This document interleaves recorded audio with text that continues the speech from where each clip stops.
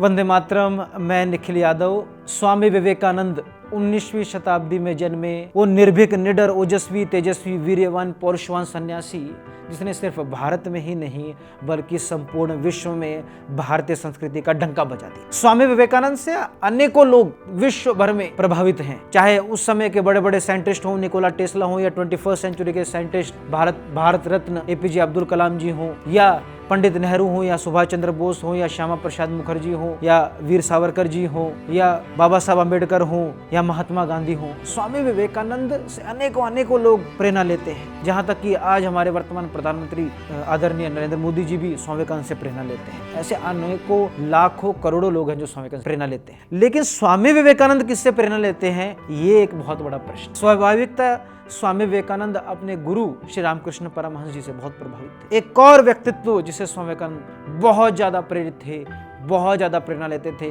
दूसरे लोगों को भी कहते थे कि अगर तुमको बनना है तो वैसा बनिए, उनका नाम है परम पूजनीय गुरु गोविंद सिंह जी। गुरु गोविंद सिंह जी, जिनको हम लोग सिख पंथ के 10वें गुरु के तौर पर भी जानते हैं। एक बहुआयामी व्यक्तित्व, एक ऐसा व्यक्तित्व जिसने सिर्फ अपने स्वयं का नहीं बल्कि अपने पूरे संपूर्ण परिवार को इस राष्ट्र के लिए बलिदानी दे दी। उनकी वजह से ही आज ये राष्ट्र आज़ाद है, उनकी वजह से ही आज हम स्वाधीन हैं, आज हम लोग खुली हवा में श्वास ले पा रहे हैं। गुरु गोविंद सिंह जी के बारे में स्वामी विवेकानंद लाहौर में दिए हुए अपने lecture common basis of Hinduism में बताते हैं। स्वामी जी उस लेक्चर में गुरु गोविंद सिंह जी के बारे में बताते हुए कहते हैं, हिंदी में वो लेक्चर है, हिंदी धर्म के सामान्य आधार। स्वामी जी कहते हैं, केवल तभी तुम यथार्थ हिंदू नाम के योग्य होगे जब तुम उनके लिए समस्त अत्याचार और उत्पीड़न सहने के लिए तैयार रहोगे।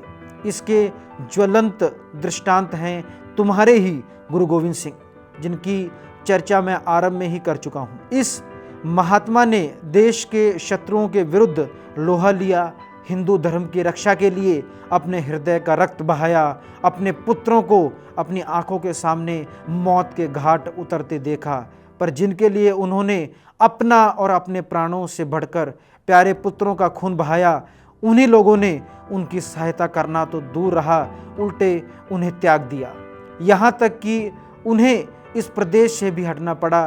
अंत में मर्मांतक चोट खाए हुए सिंह की भांति यह नर केसरी शांतिपूर्वक अपने जन्म स्थान को छोड़ दक्षिण भारत में जाकर मृत्यु की राह देखने लगा। परंतु अपने जीवन के अंतिम मुहूर्त तक उसने अपने उस कृतज्ञ देशवासियों के प्रति कभी अभिशाप का एक शब्द भी मुंह से नहीं निकाला। मेरी बात पर ध्यान दो, यही यदि तुम देश की भलाई करना चाहते हो तो तुम में से प्रत्येक को गुरु गोविंद सिंह बनना पड़े। स्वामी विवेकानंद के ये वाक्य हमें स्पष्टता से बताते हैं क्या वो गुरु गोविंद सिंह जी से स्वयं कितने प्रेरित थे और हर एक भारतीय को गुरु गोविंद सिंह जी से प्रेरणा लेने के लिए प्रेरित करते हैं। ये वीडियो आपको कैसी लगी कमेंट बॉक्स में जरूर बताइएगा।